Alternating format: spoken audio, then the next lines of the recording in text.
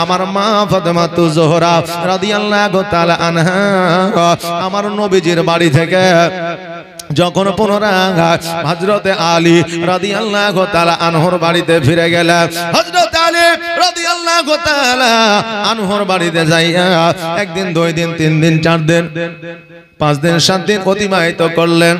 হঠাৎ করে আমার হযরতে আলী রাদিয়াল্লাহু তাআলা আনহু উনি যেন বাবা কাজ কর্ম করে সন্ধ্যা বেলায় যেন বাড়িতে এসেছে। বাড়িতে আসার পরে আমার মা ফাতেমাতুজ জোহরা রাদিয়াল্লাহু তাআলা আনহা যেন বাবা আনন্দিত হয়ে আছে। আমার ফাতেমা যেন বাবা মুখে হাসি নিয়ে আসে। আমার ফাতেমা হযরতে আলীর জন্য দরওয়াজায় দাঁড়িয়ে আছে। আমার হযরত আলী আর ফাতেমাতুজ জোহরা রাদিয়াল্লাহু তাআলা আনহা ওনারা বাবা আপনার সংসার করেছেন। দেখেন স্বামী কাজে গিয়েছে, যেমনই আসার সময় হয়েছে আমার ফাতেমাতুজ জোহরা রাদিয়াল্লাহু তাআলা আনহা ওই দরওয়াজার কাছে যাইয়া হিলান দিয়া দাঁড়িয়ে থাকতেন। জোরে বলেন সুবহানাল্লাহ।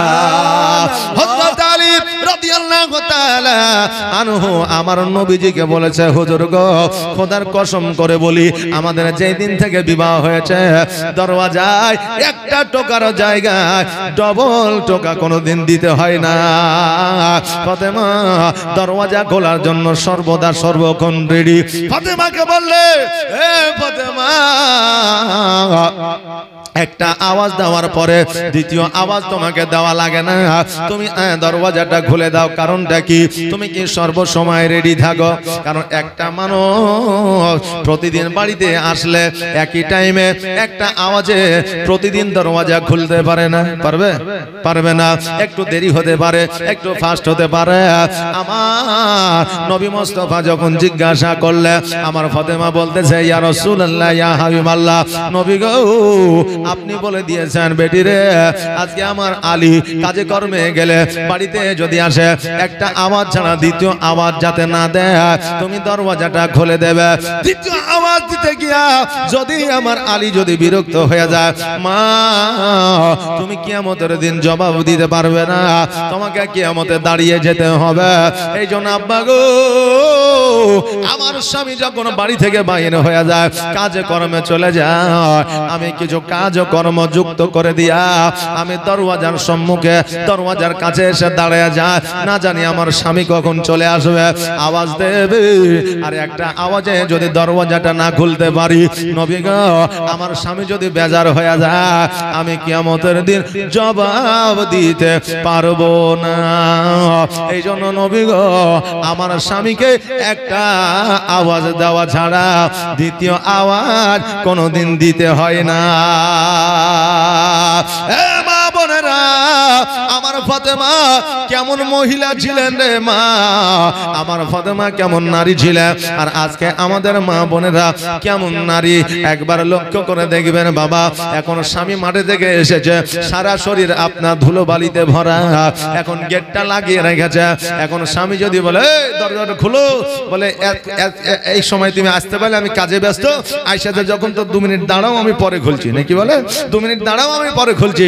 হ্যাঁ মা, আজকে ফাতেমার জীবনী শোনার পরে আজকে ফাতেমার আকলাক চরিত্র ব্যবহারের মতো তোমার ব্যবহারটা শুরু করে রে মা। দেখবে কিয়ামতের দিন আমার ফাতেমার সঙ্গে আল্লাহ তোমাকে জান্নাতি বানাবে। ও মা বোনেরা,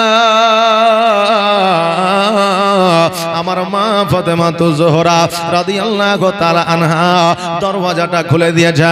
দেওয়ার পরে মুচকি মুচকি হাসি দিয়া স্বামীকে যেন বরণ করে নিয়েছে। আরে মা, স্বামী হাড় ভাঙা যতই কাজ করুক না কেন, যতই পরিশ্রম করুক না কেন, স্বামী যদি বাড়িতে আসিয়া বিবির যদি একটু মিচকে হাসি দেখেন, স্বামীর সমস্ত পেরেশানি দূর হয়ে যায়। জোরে বলুন সুবহানাল্লাহ। কেননা বিবিকে স্বামীর জন্য নিয়ামত করে আমার আল্লাহ পাঠিয়েছে। আজকে ওই মা বোনেরা স্বামীর সম্মুখে হাসে না, সর্বদা মুখ কানকে হুমড়া করে রাখে, বুঝলেন না? স্বামী যখন আসবে মুখ কান হুমড়া হলো, মানে আর হাসি ফুর্তি ওর মনে হয় নাই। এদিকে শফিকের ভিডিও দেখে খুবই হাসে, বুঝলেন, কিন্তু স্বামীর মুখ দেখে তাদের হাসি বার হয় না। আচ্ছা, শফিকের ভিডিও দেখে হাসলে কি নাকি পাওয়া যাবে? পাওয়া যাবে বাবা? পাওয়া যাবে না। কিন্তু আমার নবী বলেছেন, স্বামী আর স্ত্রী যদি একে অপরের দিকে তাকায়া যদি একটু মিচকি হাসি দিয়ে দেয়, আমার আল্লাহ খুশি হয়ে যায়। আর আল্লাহ খুশি হয়ে যায় একটা মাকবুল হজের সব দান করে দেয়। ও বাবা যে ভাইরা, আমার ফাতেমার হাসি দেখিয়া আমার আলী রাদিয়াল্লাহু তাআলা আনহু যেন মিচকি হাসি দিলে সবের অধিকারী হলে। আমার আলী বলতেছে, ফাতেমা আজকে তুমি হাসো কিসের জন্য? আজকে তোমার মনে কেন আনন্দ? আজকে বর্তমানে বাবা আমার মায়েরা যদি খুশি থাকে তো বাপজিরাও খুশি হয়ে যায়, আর বাপজি যদি খুশি হয় তা আমার মায়েরা চিন্তায় পড়ে যায়। কথা বুঝলেন না? আমার মায়েরা চিন্তায় পড়ে যায়, নিশ্চয় কোনো ব্যাপার আছে, নাহলে হাসছে কেন? তা আগে তো হাসে না। কথা বুঝলেন না? আর আমার মায়েরা যদি খুশি হয় তো তাদের স্বামীরা খুশি হয়ে যায়। বর্তমানে কি পরিস্থিতি জানেন? আমার মা বোনেরা যদি রাগ করে তো এদের রাগ ভাঙানোর জন্য আপনার কি বলে চাউমিন নিয়ে আসতে হয়, ফুচকা নিয়ে আসতে হয়, তারপরে কসমেটিক দোকানে নিয়ে যেতে হয়, বাজারে নিয়ে যেতে হয়, স্বর্ণকারের দোকানে নিয়ে যেতে হয়। কত কিছু দেওয়ার পরে তাদের আবদার ভাঙে, তাদের মনটা ফ্রি হয়, রাগটা পড়ে। আর আমার বাপজিরা যদি রাগ করে তো বিবি যদি একটু মুচকি হাসে যদি খুশি করে একটু কথা বলে দেয় তো তাতেই আমার যুবক ভাইদের এবং আমার বাপজিদের রাগটা ভেঙে যায়। জোরে বলেন সুবহানাল্লাহ। তাহলে বাবা এখন মায়েদের মধ্যে আর তখনকার আমার ফাতেমার মধ্যে পার্থক্য আছে না নেই বাবা? জি আছে। হ্যাঁ বাবা জি ভাইরা, আমার ফাতেমার মিচকি হাসি দেখিয়া আমার আলী রাদিয়াল্লাহু তাআলা আনহু বলতেছে, বিবি রে আজকে তোমার মুখে হাসি কেন? তুমি আনন্দে আনন্দিত হয়ে আছো কেন? ও ফাতেমা বলো বলো, আমি আলী আর যেন থাকতে পারি না। আমার ফাতেমা তো জোহরা রাদিয়াল্লাহু তাআলা আনহা উনি বলতেছে, স্বামী গো, ওগো আমার মাথার তাজ, ওগো আমার মাথার মুকুট, ওগো আমার রাজা মহারাজা, আজকে আমার মনে আনন্দ এই কারণে, আমি আনন্দে আনন্দিত এই কারণে যে আমি মা ফাতেমা আজকে আমার গর্ভে আল্লাহ সন্তান দান করেছে। জোরে বলেন সুবহানাল্লাহ। ও প্রাণের স্বামী, আমাদের ঘরে আমার আল্লাহ তাবারাক তাআলা একজন মেহমান পাঠিয়েছে। আমার স্বামী এই খুশির খবরটা আপনাকে দেওয়ার জন্য আমি ফাতেমা আজকে আনন্দিত হয়ে আছি। ও বেরাদা, আজকে আমার মায়েরা যদি সর্বপ্রথম গর্ভে আপনার গর্ভবতী হয়, সর্বপ্রথম খবরটা নিজের স্বামীকে দেয়, আর নিজের স্বামী আর বিবি বাবা খুশি হয়ে যায়। এ বাবা, এত আনন্দ আর কোন জায়গায় পাওয়া যায় না রে বাবা। আজকে জগতের মধ্যে সব চাইতে বড় আনন্দের দিনটা হলো এই দিনটা। ও বাবা জি ভাইরা, আজকে আমার মা বোনেরা কত শক্তিশালী, আমার মা বোনেরা কত সাহসী, আজকে আমার মা বোনেরা কত ধৈর্য ধারণী একবার দেখায়। আজকে একজন মা যদি গর্ভে সন্তান ধারণ করে, ওই মা নিজেও জানে এই সন্তান প্রসব করতে গিয়ে আমি বাঁচতেও পারি, মারা যেতেও পারি, নাকি বলেন? হ্যাঁ, আমি বাঁচতেও পারি, মারা যেতেও পারি। এই মা জানে, প্রত্যেকটা মা আমার জানে। এ বাবাজি ভাইরা, ওই সন্তান ওই মায়ের পেটে কত না লাথি মারে, কখনো মায়ের কলিজায় আঘাত লাগে, কখনো মায়ের পেটে আঘাত লাগে, কখনো মায়ের খাওয়া দাওয়া বন্ধ হয়ে যায়, কখনো মা যেন বমি বমি ভাব দেখা। আজকে ওই মা এতগুলো অসুবিধা হবে এটা জানার পরেও আজ পর্যন্ত কোনো মা বলে না যে আমি মা হতে চাই না। কোনো মা আজ পর্যন্ত বলে না, কারণ মায়ের যত কষ্ট হোক না কেন একটা সন্তান যখন গর্ভে আসে ওই মা বেজার হয় না, বরঞ্চ ওই মা খুশি হয়ে যায়। বাবা রে, এই জন্য তো আমার আল্লাহ তাবারাক তাআলা বলেছে, আমার বান্দা যখন একটা সন্তান প্রসব করে আমি আল্লাহ তাবারাক তাআলা ওই বান্দাকে একটা হজের সওয়াব দান করি। জোরে বলেন সুবহানাল্লাহ। আর যে মা বোনেরা বাবারে যখন বাচ্চা প্রসব করতে গিয়া যখন বাবা ইন্তেকাল করে ইহ জগৎ ছেড়ে যখন পরজগৎ গমন করে আমার আল্লাহ তাবারাক তাআলা ওই মহিলাকে কিয়ামতের দিন শহীদের দরওয়াজা দান করবে। জোরে বলেন সুবহানাল্লাহ। ওই মায়ের কোনো হিসাব হবে না, মুনকার নাকির আসবে না, ওই মাকে আল্লাহ ডাইরেক্ট জান্নাতে দিবে। জোরে বলেন সুবহানাল্লাহ। ও বাবাজি ভাইরা, তবে আমাদের মায়েরা যেইভাবে গর্ভবতী হয় আর আমার মা ফাতেমা যেইভাবে গর্ভবতী হয়েছিলেন আমাদের মায়েদের মধ্যে আর ফাতেমার মধ্যে অনেকটা ডিফারেন্স, অনেকটা আপনার পার্থক্য আছে। আমার ফাতেমা তো জোহরা রাদিয়াল্লাহু তাআলা আনহা উনি যে মা হতে চলেছে এটা আমার ফাতেমা নিজেই বুঝতে পারে না, জানতে পারে না। আমার ফাতেমা স্বপ্নের মাধ্যমে দেখেছিলেন। জোরে বলেন সুবহানাল্লাহ। আজকে বাবারে আমাদের স্বপ্ন মিথ্যা হতে পারে, কিন্তু যারা ওলি আউলিয়া হয়, যারা মুমিন হয়, মুত্তাকিন হয়, যারা সালেহ হয়, যারা সালিহা হয় তাদের স্বপ্ন কোনোদিন মিথ্যা হতে পারে না। আমাদের স্বপ্ন কেমন জানেন বাবা? রাত্রি বেলায় বিছানায় শুয়ে আছি আর ঘুমের মধ্যে দেখতেছি পেশাব খুব লেগেছে, বুঝলেন? এবার পেশাব লেগেছে তাহলে পেশাব ফিতে যাইতে হবে, তো অমুকের বাগানে গাছের গোড়াতে দিলাম পেশাব করে। সকালে উঠে দেখছি কি বলে বিছানায় পেশাব করে দিয়েছে। কথা বলেন না, বিছানায় পেশাব করে দিয়েছে। রাত্রে বেলা স্বপ্নে দেখছে বাগানে পেশাব করছে। হ্যাঁ বাবাজি ভাইরা, আমাদের বর্তমানে স্বপ্ন হলো এরকম, দেখি এক হয় আর কিন্তু যারা মুমিন হয়, মুত্তাকিন হয়, যারা সালেহীন হয়, পরেশগার হয়, তারা যে স্বপ্নটা দেখে তাদের স্বপ্ন কোনোদিন মিথ্যা হয় না, তাদের স্বপ্ন সর্বদা সর্বসময় সফল। আমার ফাতেমা তো জোহরা রাদিয়াল্লাহু তাআলা আনহা আমার আলীকে যখন খবরটা জানালে আমার আলী রাদিয়াল্লাহু তাআলা আনহু বড় খুশি হলেন। এই খবরটা আমার নবী মুস্তাফার কাছে পৌঁছে গেল। আমার নবী মুস্তাফা সাল্লাল্লাহু তাআলা আলাইহি ওয়াসাল্লাম খবরটা শোনার পরে আমার মা ফাতেমাকে দাওয়াত করলো, ফাতেমা এসো রে এসো, আমার বাড়িতে এসো, আর আমার বাড়িতে আসিয়া তুমি থাকো। আজকে আমার বাড়িতে থাকিয়া তুমি আরাম করো, বিশ্রাম করো। আজকে আলীর বাড়ি থেকে আমার বাড়িতে আসো। ও বেরাদার, আমার নবী মুস্তাফা সাল্লাল্লাহু তাআলা আলাইহি ওয়াসাল্লাম আমার ফাতেমাকে নিজের বাড়িতে নিয়ে গেলেন। আমার হযরত আলী রাদিয়াল্লাহু তাআলা আনহু প্রতিদিন প্রতিনিয়ত আমার ফাতেমার বাড়িতে যাইতে আর আমার ফাতেমার খোঁজ খবরটা নিতে, কেমন আছে, জ্বর আছে না জ্বালা আছে, শরীর ভালো আছে না খারাপ আছে, খবরটা নিত রে বাবা। আজকে আমরা জানি আমাদের বিবিরা যখন প্রথম গর্ভধারিণী হয় ওই আমাদের বিবিকে বাপের বাড়িতে পাঠাতে হয়, এটা আমরা জানি।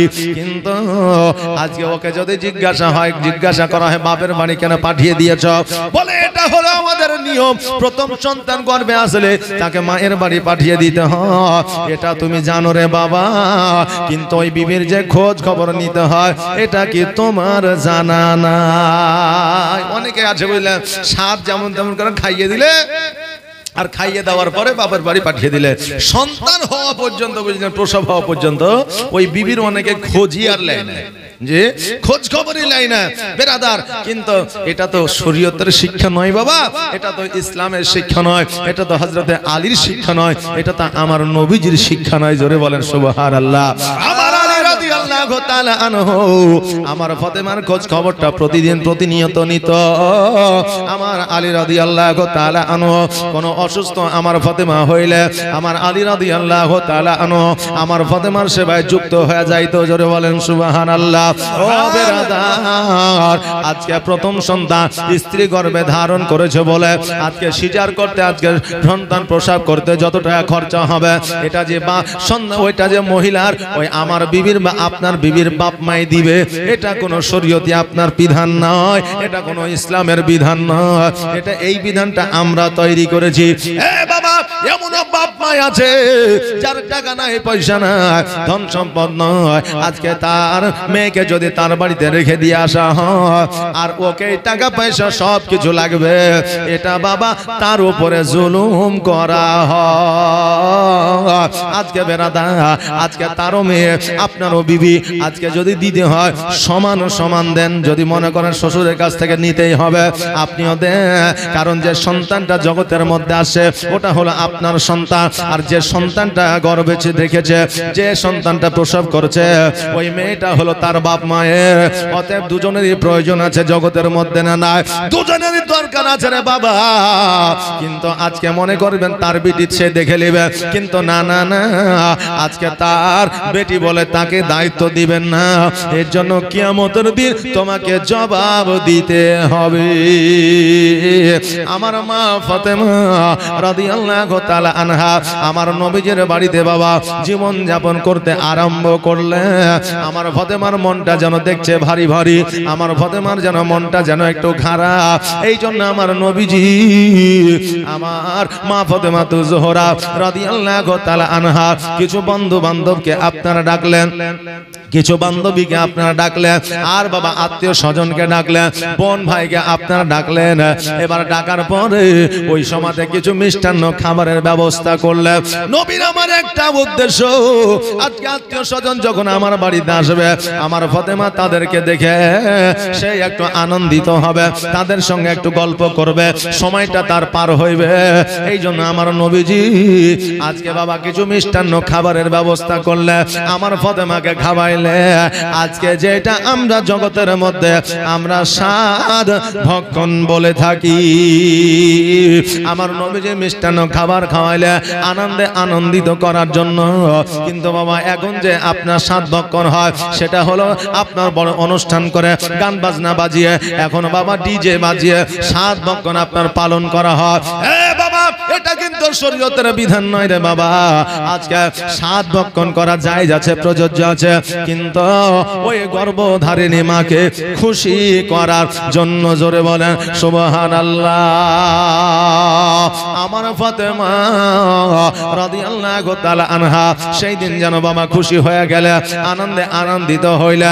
এই জন্য বাবা আমাদের মা বোনেরা যখন গর্ভে সন্তান ধারণ করবে, তখন বেশি বেশি করে আত্মীয় স্বজনকে ডাকবেন। ওই মহিলার যারা পরিচিত, যারা আপনার সুপরিচিত, যাদেরকে দেখলে তার টেনশন দূর হয়, আরে বাবা রে, তাকে একটু বেশি বেশি করে ডাকবে, যাতে তার সঙ্গে একটু গল্প করে, তার সঙ্গে যাতে একটু সময় আপনার ব্যয় করে। বাবা একজন বিবির সবচাইতে আপনজন হয় তার স্বামী। আজকে ওই স্বামী যদি বিবির কাছে যায়, ঘন ঘন আর খোঁজ খবরটা না, দেখবেন ওই বিবির কোনো চিন্তা থাকবে না। কিন্তু আমাদের এমন একটা অভ্যাস আছে রে বাবা, বিবি আপনার বিবি যখন গর্ভে সন্তান ধারণ করে 7 মাস 6 মাস যখন হয়ে যায়, বিবি থাকে বাপের বাড়িতে, আর সন্তান আর ওই যুবক থাকে অর্থাৎ তার স্বামী থাকে চেন্নাই। কথা বুঝলেন না? তখন তার স্বামী থাকে চেন্নাই, বলে বাড়ি কবে যাবি? দেখি যেদিন ছেলে পিলে হবে সেই দিন যাবো। বাবা যে ভাইরা সারা জীবন উপার্জন করলে, আজকে বিবির অসময়ের সময়ে, আজকে বিবির কষ্টের সময়ে ওই বিবির পাশে যদি না থাকতে পারেন, ওই উপার্জনের কোনো মূল্য না।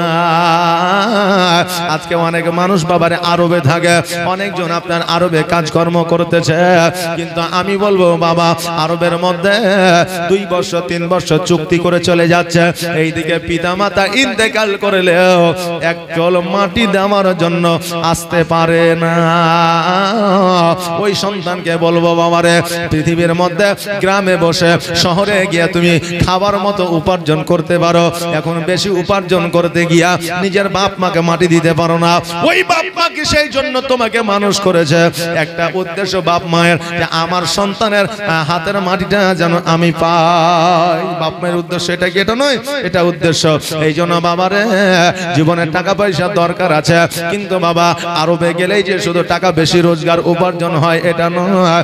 আমাদের ভারতবর্ষ এমনও কাজ আছে যেখানে বেশি উপার্জন হয়। বেরাদা আমার বলার উদ্দেশ্য হলো এটা, বিবি যখন সন্তান গর্ভে ধারণ করবে, ওই বিবিকে আপনারা সময় দিবেন যাতে বিবি আপনার সময় পেয়ে খুশি হয়ে যায়। আমার ফাতেমা তো জোহরা রাদিয়াল্লাহু তাআলা আনহা একদিন আমার নবী পাক সাল্লাল্লাহু তাআলা আলাইহি ওয়াসাল্লামকে বলতেছে, নবী গো আমার সন্তান কবে পৃথিবীর মধ্যে আসবে? ওগো নবীজি, আমি ফাতেমা আমি নিজে জানতে পারি না। ও বেরাদার, আজকে আমাদের মায়েরা যখন গর্ভধারিণী হয়, আমাদের মায়েদেরকে দেখলে বোঝা যায় এই মা হলো গর্ভবতী, এই মা হলো গর্ভধারিণী।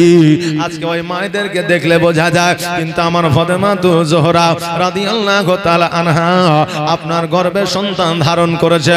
ওই ফাতেমাকে দেখে বোঝা তো দূরের কথা, আমার ফাতেমা তিনি নিজে বুঝতে পারতেন না। জোরে বলেন সুবহানাল্লাহ।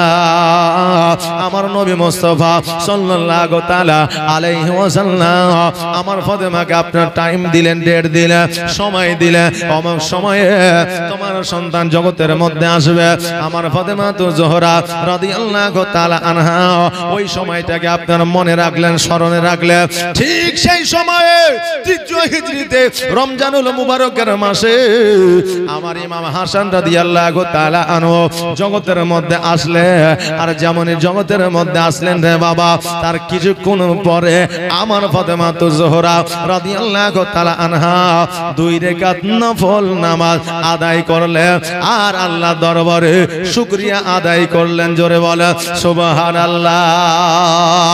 এ বাবাজি ভাইরা, আমাদের মধ্যে প্রশ্ন জাগতে পারে, হুজুর গো আজকে একটা সন্তান জন্মগ্রহণ করে, একটা সন্তানকে একজন মা যখন জন্ম দেয়, ওই মা নাজার সাথে গালিজা থাকে, ওই মা নাপাক অবস্থায় থাকে, একদিন নয় 2 দিন নয়। আজকে বাবা কিতাবের মধ্যে বলেছে একজন মা যখন সন্তান প্রসব করে, ওই মা 30 দিন থেকে 40 দিন পর্যন্ত নাপাক থাকে।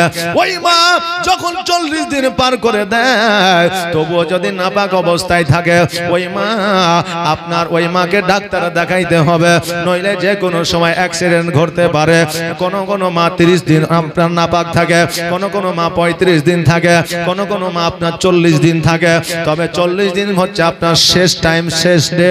40 দিন অতিক্রম করে চলে গেলে ওই মহিলাকে ডাক্তার দেখাতে হবে। এটা হাদিস ও কোরআন বলে। জোরে বলেন সুবহানাল্লাহ। বাবাজি ভাইরা, আজকে আমরা বলবো একজন মহিলা তো এতদিন পর্যন্ত নাপাক থাকে, আমার ফাতেমা কেমন করে নামাজ আদায় করলো?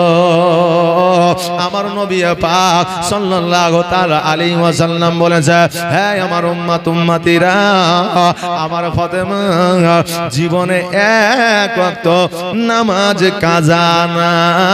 জোরে বলুন সুবহানাল্লাহ।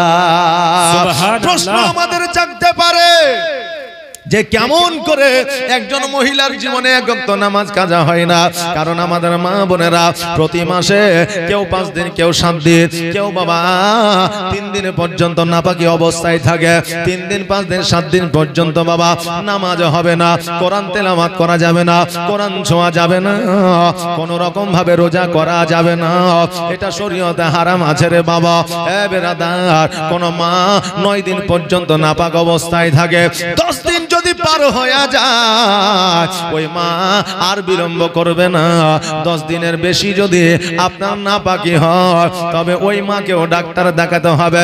10 দিন পার হয়ে গেলে সেটা কিন্তু বাবা রোগে আপনার যুক্ত হয়ে যায়, সেটা কিন্তু মাহিনা লয়। ও বাবা যে ভাইরা, আমার মা ফাতেমা তো জোহরা রাদিয়াল্লাহু তাআলা আনহা, উনি তো একজন মহিলা ছিলেন, কিন্তু ওনার কি আপনার মাসে ফাতেমা কি নাপাক হইতো না? সন্তান জন্ম দেওয়ার পরে উনি কি নাপাক হইতেন না? তবে এক ওয়াক্ত নামাজ কেন কাজা না? হে বাবাজি ভাইরা শুনেলে আমার নবীজি বলেছে আমার ফাতেমা মাসে কয়েক সেকেন্ডের জন্য নাপাক হইতেন। জোরে বলেন সুবহানাল্লাহ। আমার মা বোনেদের মতো 5 দিন 7 দিন 3 দিন পর্যন্ত নাপাক হইতো না। একটা সন্তান যখন জন্ম দিয়েছেন আমার ফাতেমা তখন কয়েক মিনিটের জন্য আপনার নাপাক অবস্থায় ছিলেন, কিন্তু 40 দিন পর্যন্ত ছিল না। জোরে বলেন সুবহানাল্লাহ। ও বেরাদা আমার মা ফাতেমা জোহরা রাদিয়াল্লাহু তাআলা আনহা এই জন্য জীবনে কোনোদিন নামাজ কাজা হয় না। বেরাদা আমার মা বোনেদেরকে আমার আল্লাহ তাবারাক তাআলা আপনার একটা অফার দিয়েছে, একটা সুযোগ দিয়েছে। আজকে অফারটা হলো আমার মা বোনেরা যদি 5 ওয়াক্ত নামাজ পড়ে, মা বোনেরা নিয়মিত যদি রমজান মাসে রোজা করে, আর ওই নামাজ পড়তে পড়তে রোজা রাখতে রাখতে যদি আমার মা বোনেদের নাপাক, আমার মা বোনেরা যদি নাপাক হয়ে যায়, যতদিন পর্যন্ত নাপাক অবস্থায় থাকবে রাবী বর্ণনা করছে অতদিন পর্যন্ত ফ্রিতে 5 ওয়াক্ত নামাজের সওয়াব আর একটা করে রোজার আপনার নেকি পাইবে। জোরে বলেন সুবহানাল্লাহ। বাবাজি ভাইরা আরো একটা অফার আপনাদের বলে দিই, পবিত্র জুম্মার দিনে নামাজ পড়তে হয় যাদেরকে, তারা পুরুষ না মহিলা? জি পুরুষ। পুরুষেরা যায় মসজিদে নামাজ পড়তে, আর পুরুষরা নামাজ পড়ে যতটা নেকি পায় আমার মায়েরা জুম্মার দিনে মসজিদে না যাইয়া অতটাই নেকির অধিকারী হয়ে যায়। ও বাবাজি ভাইরা পুরুষেরা যায় ঈদগাহর ময়দানে, ঈদের নামাজ পড়ে পুরুষেরা যতটা নেকি পায় আমার মা বোনেরাও ততটাই নেকি পায়। ঈদ উজ্জহাতে কুরবানিতে ঈদগাহর ময়দানে গিয়ে নামাজ আদায় করে একটা পুরুষ যতটা নেকি পায় আমার মা বোনেরাও নেকি পায়। তবে বাবারে আমার মা বোনেরা তখনই নেকি পাবে, এই নামাজের নেকির অধিকারী হবে স্বামী গোসল করবে, ওই স্বামীর সেবায় তার বিবিকে যুক্ত থাকতে হবে, কাপড় আগিয়ে দিতে হবে, গামছা আগিয়ে দিতে হবে, শ্যাম্পু দিয়ে দিতে হবে, বাবা সাবান দিতে হবে, যদি প্রয়োজন হয় স্বামীর গায়ে সাবানটা মাখিয়ে দিতে হবে, খুশবু লাগিয়ে দিতে হবে, সুরমা পরায়া দিতে হবে, মিষ্টান্ন খাবার রান্না করিয়া স্বামীকে খাওয়া দিতে হবে। মারে এইভাবে যদি স্বামীর সেবা করো, স্বামী নামাজ পড়ে যতটা নেকি পাবে তুমিও ততটাই পাবে। এখন ঈদগাহর ময়দানে এলান করছে ইমাম সাহেব 9টা বেজে নামাজ শুরু হয়ে যাবে, তার যারা এখন আসেননি একটু দ্রুত বেগে চলে আসেন। এই দিকে তাকবীর পড়ছে আল্লাহু আকবার আল্লাহু আকবার আল্লাহু আকবার আল্লাহু আকবার লা ইলাহা ইল্লাল্লাহ আল্লাহু আকবার পড়ছে, বুঝলেন? তখন গামছা লিয়ে দৌড়ছে, রে বাবরে দেরি হয়ে গেল রে, এই তাড়াতাড়ি একটু পানি গরম করে দে তো ঠান্ডার দিন। তখন বিবি বলছে তুমি এত ঘুমিয়েছিলে, এখনই উঠলে আর তোমাকে আমি পানি গরম করে দেবো, গা ধাও তো ধুয়ে গেলে যাও, না গেলে না যাও। আচ্ছা বলেন ওই বিবি কি নাকি পাবে? যে পাবে না। স্বামীর সেবা যতক্ষণ পর্যন্ত তুমি না করবা, স্বামী তোমার প্রতি যদি রাজি না হয়, শুধু ঈদের নামাজের নেকি কেন রে মা, আজকে 5 ওয়াক্ত নামাজ পড়ে পড়ে কপালে যদি ঘটা লাগায় দেয়, স্বামী নারাজ থাকার কারণে তোমার কোনো ইবাদত আল্লাহর দরবারে কবুল হবে না। জোরে বলুন সুবহানাল্লাহ। ও মাঝি রে আমায় নিয়ে চল মদিনা, আমায় নিয়ে চল মদিনা। ও মাঝি রে আমায় নিয়ে চল মদিনা, আমায় নিয়ে চল মদিনা। মদিনার মাটিতে মরুর বালিতে, মদিনার মাটিতে মরুর বালিতে আছেন মোর নবীজি,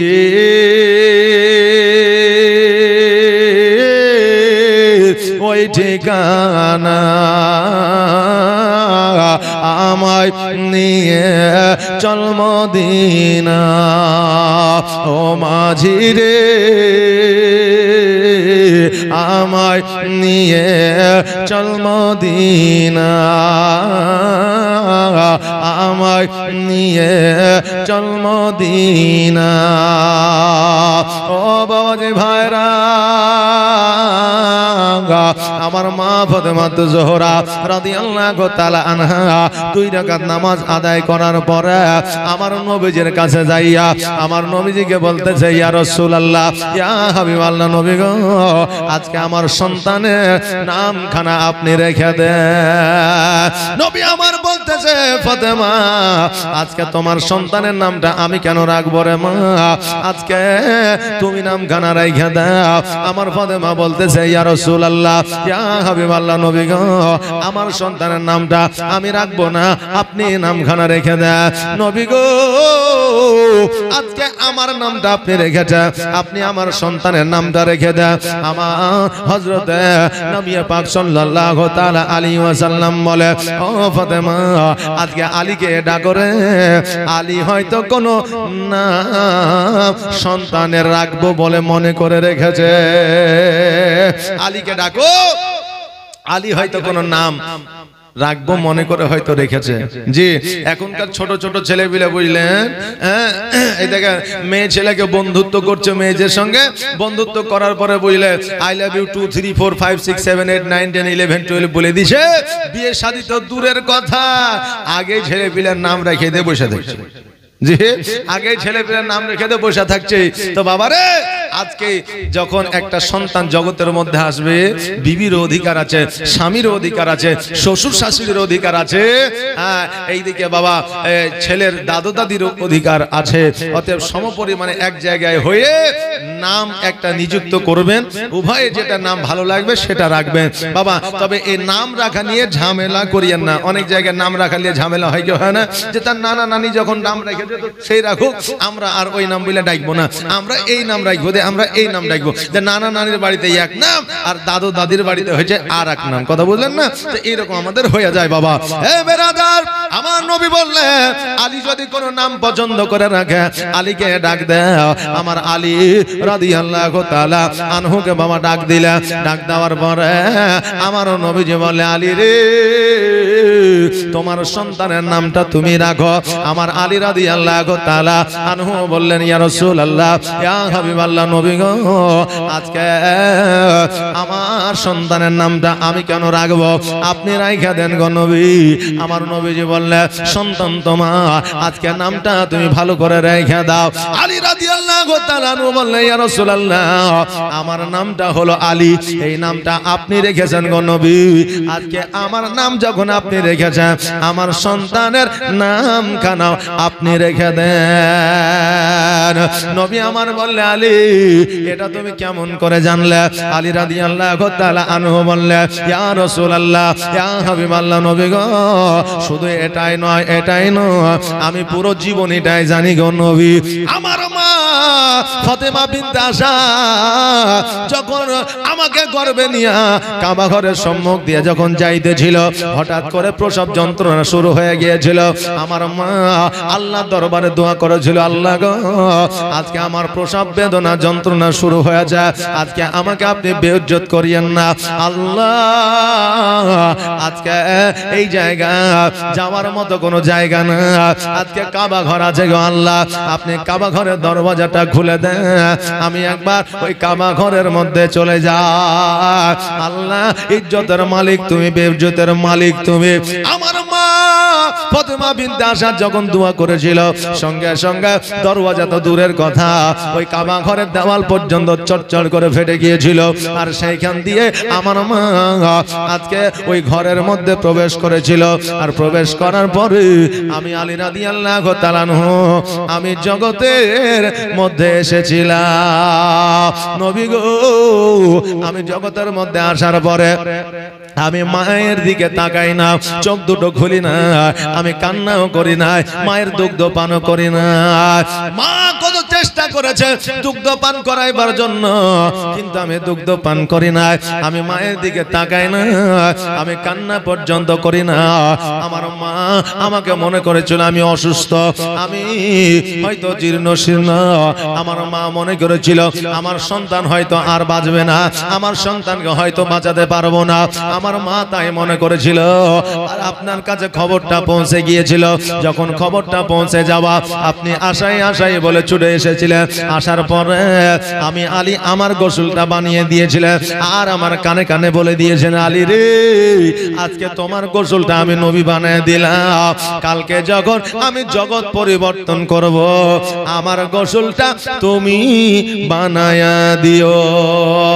ইয়া রাসূলুল্লাহ, ইয়া হাবিবাল্লাহ, নবী গো, আমার কপালে যখন আপনি চুম্বন করে দিয়া আমার নামখানা রেখে দিয়েছিলেন, সঙ্গে সঙ্গে আমি চোখখানা খুলিয়া আপনার দিকে তাকিয়েছিলাম আর মিষ্টি হাসি দিয়েছিলাম। আমি মায়ের কোলে গিয়ে দুগ্ধ পান করেছিলাম। ইয়া রাসূলুল্লাহ, ইয়া হাবিবাল্লাহ, নবী গো, আমি মায়ের গর্ভে থেকে নিয়াত করেছিলাম আমি জগতের মধ্যে যখন যাব আমি সর্বপ্রথম আমার নবীর চেহারা খানা দেখব। আর আমার নবীর চেহারা যতদিন পর্যন্ত না দেখব ততদিন পর্যন্ত আমি মায়ের দুগ্ধ পান করিব না। একদিন নয়, 2 দিন নয়, 3 দিন পর্যন্ত নবী গো আমি মায়ের দুগ্ধ পান করি না, কান্না করি না, তাকায়া দেখি না। যেই দিন আপনাকে দেখলাম সেই দিন মায়ের দুগ্ধ পান করেছি, কান্না করেছি, চক্ষু খুলেছি। নবী গো আজকে আমার নাম খানা রেখেছ, আজকে আমার সন্তানের নাম খানা রাইখা দেন। জোরে বলেন সুবহানাল্লাহ। ও বেরাদার, আজকে আমার আপনার সন্তানের নাম রাখতে গেলে, আমার আপনার সন্তানের যখন নাম রাখতে যায়, দাদি দেয় স্বর্ণ, দাদা দেয় আপনার স্বর্ণ, নানা দেয় স্বর্ণ। স্বর্ণ মানে বুঝতে পারছেন তো, সোনা। সোনা এখন তো চাঁদির আর যুগ না, চাঁদি দিলে বলে কি দিয়েছে আবার মার্কেটে চলছে নাকি, এখন সোনা লাগবে। আপনার নাম রাখবে, তাই আপনার দাওয়াত করেছে সবাইকে। দাওয়াত করার পরে আপনার কি দিচ্ছে, উপহার দিচ্ছে, কেউ টাকা দিচ্ছে, কেউ সোনা দিচ্ছে, কেউ মাইন দিচ্ছে, কেউ থালা দিচ্ছে, কেউ বাসন দিচ্ছে। এটা হয়েছে কি হয়েছে না হচ্ছে? বাবারে আজকে ওই সন্তানের নাম রাখার জন্য যদি আমরা স্বর্ণ দিই, টাকা দিই, পয়সা দিই, তা আজকে আমার নবীজি ইমাম হাসান রাদিয়াল্লাহু তাআলা আনহুর নাম রাখতে আসে, যিনি হলেন জান্নাতের সর্দার, যিনি আমাদেরকে জান্নাতে নিয়ে যাবে, আমাদের সর্দার হবে। জোরে বলেন সুবহানাল্লাহ। ওনার নাম রাখবে আমার নবীজি। নবী বিনে প্রাণ বাঁচে না, একবার দেখাও না আমার দয়া রাসূল বিনে প্রাণ বাঁচে না, একবার দেখাও না আমার। ওরে মরো বলি তোরে দয়ার নবী কি গিয়াছে তোর উপরে।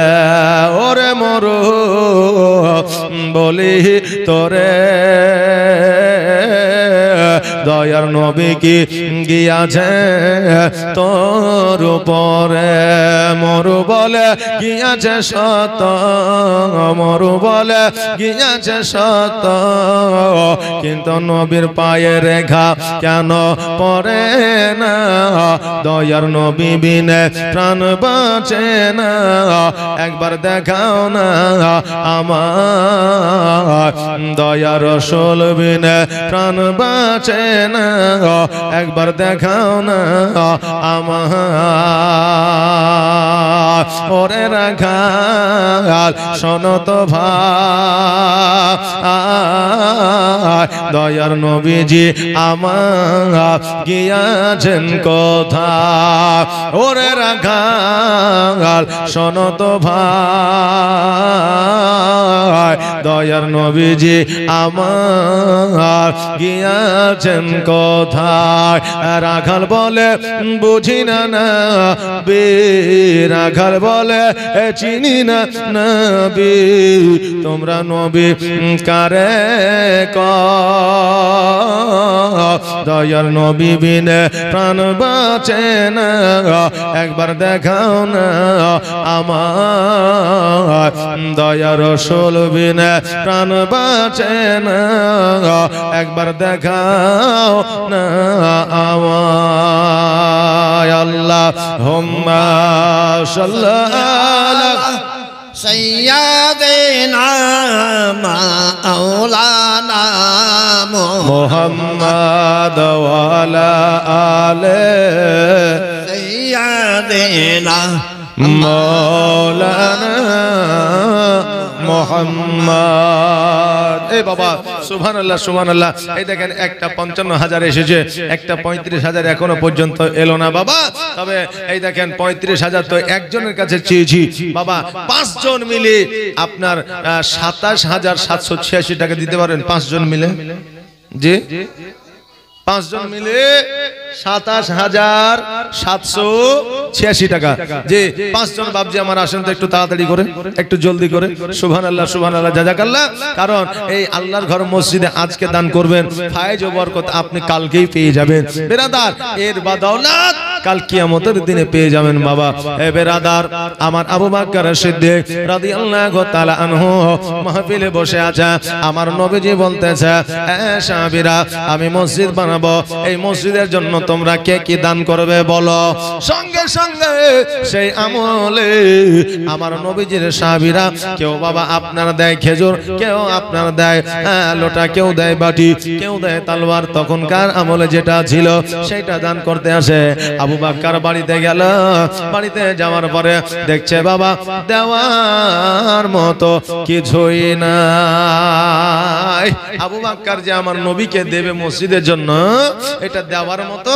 কিছুই নাই কি দেবে দেখছে যেন একটা সুই আছে ওই সুইটাকে নিয়ে আমার নবীর হাতে গিয়া দিয়েছে সাহাবীরা বলতেছে ও আবু বকর আজকে বলো রে এই সুইটা কি কাজে লাগবে যে সুইটা তুমি নবীকে দিয়েছ আজকে মসজিদের কোনো কাজে লাগবে না আবু বকর বলল শোনো আজকে আমার নবী যেহেতু চেয়েছে আমার নবীর কথা আমি ফেলতে পারবো না আমার কাছে দেওয়ার মতো কিছু ছিল না সুইটা কাজে লাগুক আর না লাগুক আমি নবীর মহব্বতে আমি সুই খানাও আমার নবীকে দিয়েছি জোরে বলেন সুবহানাল্লাহ আমার আল্লাহ জিজ্ঞাসা করতে পারে আবু বকর আজকে নবী চেয়েছিল তোমার দেওয়ার মতো কিছুই ছিল না একখানা সুই ছিল সেটা কেন দাও নাই এই জন্য আমি আবু বকর জবাব দিতে পারবো না বলে সুইখানাও আমার নবীকে দিয়েছে জোরে বলেন সুবহানাল্লাহ।